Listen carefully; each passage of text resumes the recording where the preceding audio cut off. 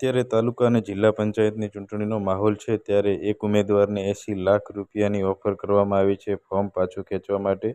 તમે આ વિડીયોની અંદર જોઈ શકો છો કે પછી આ લોકો તને જીતવા નહીં દે, એના કરતાં 80 લાખ લઈને તારી જિંદગી બનાવી નાખ. મારે કશું લેવાનું નહીં, હું તો તને સારા માટે ફોન કર્યો. પણ વાપરો મારે 1 રૂપિયો લેવા નહીં તારામાંથી. મારા જિગ્નેશભાઈ, પણ મારે તમને ચોખ્ખું ચાટ તો કીધું કે મારા ગમે તે જેટલું થાય મારે પાછી ખેંચવાનું નહીં છે.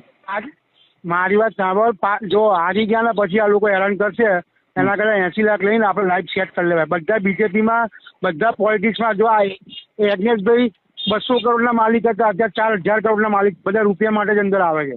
પછી તારી ઈચ્છા કરવું હોય તો મને કહેજે, હું ગમે ત્યારે છેવ અડાડીને તને હું છૂટું કરી દઈશ. બાકી તો 80 લાખ મળતા હોય ને બધા 80 લાખમાં તને 28,000 રૂપિયા વ્યાજ આવે, બરાબર. 28,000માં તારું ઘર બી ચાલે તો બીજો ધંધો બી તું સેટ કરી શકે. અને એવું નથી આપણા હાથમાંથી આ વાત જતી રહી. નેક્સ્ટ ટાઈમ આપણે પાછા પડીશું અંદર, પાછા 5 કરોડ લઈશું. શું લે ગભરાઈ છે તું? પહેલી વારમાં 70-80 મળતો લઈને છૂટો થઈ જાય.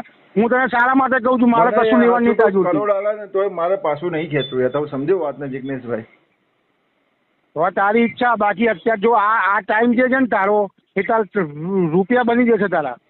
અને પાછળ એવું નથી, પાછળ 5 વર્ષ પછી પાછી બીજી આવવાની જ છે. એમાં આપણે પાછા કૂદીશું. આપણે રૂપિયા હોય ને તો તાકાતથી કૂદે. અત્યારે આપણે રૂપિયા નથી, સમજતું. બાકી તારી ઈચ્છા.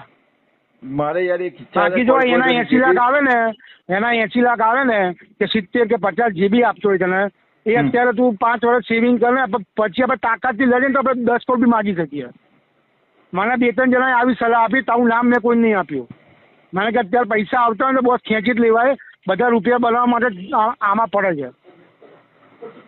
અને સમજી લે મારી વાત સાંભળ, તું બીજેપીનું જ આમાં શું છે વર્ચસ્વ વધારે છે, કારણ કે હિન્દુત્વ માટે કામ એને કરી છે. મારા વોર્ડની અંદર વાપરો મારી વાત, મારા વોર્ડની અંદર અત્યારે હાલ મહેસાણા વોર્ડ નંબર 11 ની અંદર હું અત્યારે હાલ છેલ્લા 3 થી 4 મહિનાથી કામ કરી રહ્યો છું, બરોબર છે ના? આટલું બધું જયારે સમજી લો કે ક્યારે બોલાતું ખબર છે, જયારે તમે જીતના ઉમેદવાર હો ને.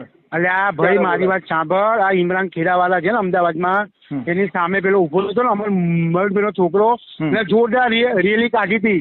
ભાઈને હવા હતી કે બીજેપીની સામે ફાઇટ મારી, ના નીકળી. અને પેલો છે ને 6 કરોડ આવતો હતો, 6 કરોડ બી ગયા અને સીટ બી ગઈ.